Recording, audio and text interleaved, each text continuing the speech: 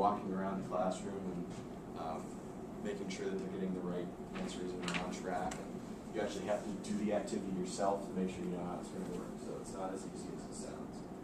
Number 8, block scheduling is both a blessing and a curse. I hated block scheduling when I first started this semester, just because it's such a long period of time to try to keep the kids' attention.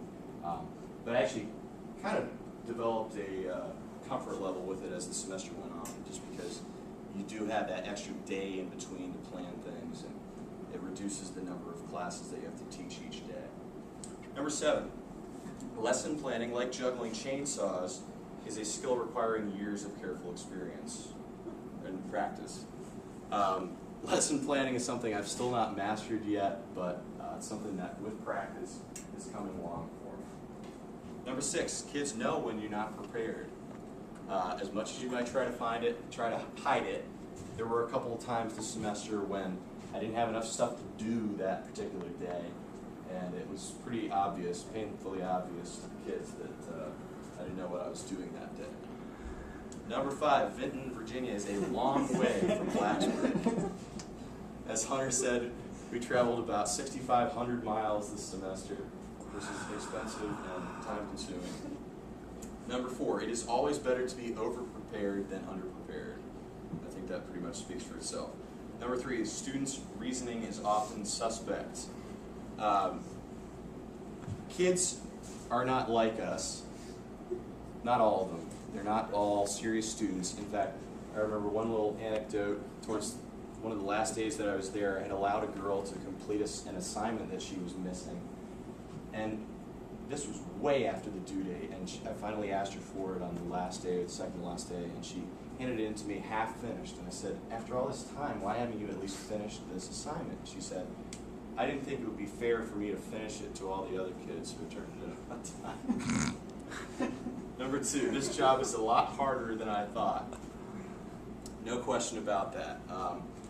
I think there's a stereotype that teaching is kind of an easy job. You get summers off, you get a lot of vacation time, and the days are short, but it is a very difficult job. I was up until midnight or 1 o'clock, probably 75% of the time this semester, and as I understand, it's going to continue to be that way.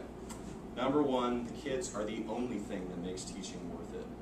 The pay is bad, the hours are long, there's a lot of grief that you get in the school from your administration and all sorts of drama going on in the schools. But the kids, the relationship that you build with them makes it all worth it. So that's my big takeaway. And finally, some areas that I think I still have room for growth. Obviously, I'm still working on my lesson planning and my long-term planning. I need to continue to work on writing objectives that help me to plan lessons well.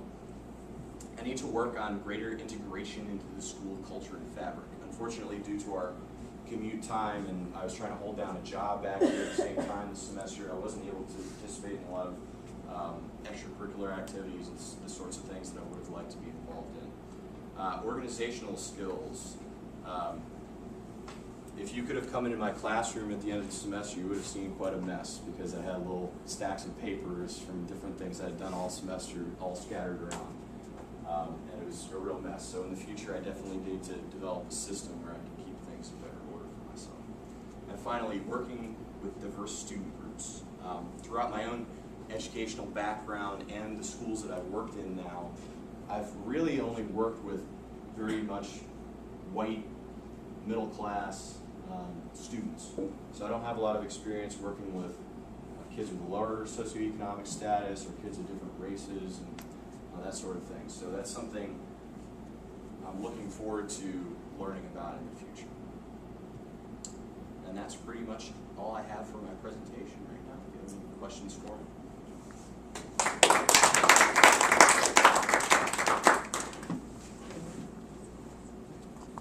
Talk to me a little bit about Standard 8 and assessment and how all that played out for you. And then you don't have to talk to me about, I mean, it ended up being the most popular assignment we pulled on YouTube. What's that? You know that one you just put up, they've taken it. Yes. So the YouTube. Okay. Basically, what I said about assessment was traditionally, I think there's an idea, and the idea that I had to begin with was that assessment was just tests and quizzes, these formal assessments. And I came to understand that that's not really fair to the kids, and it's not really a good way of judging how kids are learning. So, I kept the tests and quizzes, but I added other forms of assessment, like these things like the web quests and the quick writes and the study guides that I could, some of them check for completion, some of them check for correctness, collect different things. So that when you have all these different forms of assignments and forms of assessment together, you get a more complete picture of how the kids are learning, how they're performing in your class, and it's not going to put any particular group of students at a disadvantage over others. If there are kids who are really good test takers but don't need to work on anything else, that's not fair to the rest of the kids. They need to be working on all areas of their academic responsibilities. Thank you. Do you use rubrics?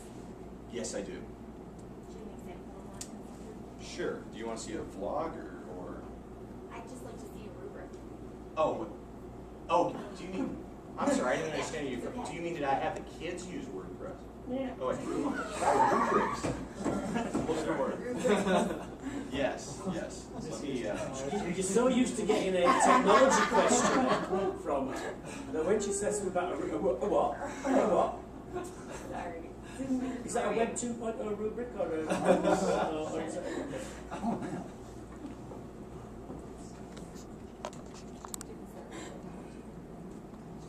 yeah, let me just find, I know there are some rubrics.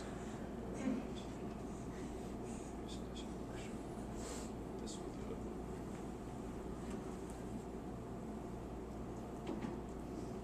Okay, there's a rubric for one of the essay prompts that I gave for my student growth through writing projects. And I use this as a standard rubric throughout all the assignments all the essays that I cited. And this is mainly, I focused on the structure in these essays. I wanted them to develop the persuasive essay format. So I grade them on 5 criteria: the clear and concise thesis statement, 5 well-formed paragraphs, an introduction and conclusion paragraph with a summary of the main points and the thesis, and 3 body paragraphs with 1 main idea, and then, of course, spelling and grammar as well. So, And what type of comments do you make on the person's work? well, let's see. One of the things, I just tried to give them some feedback on some of the most common problems that I was seeing.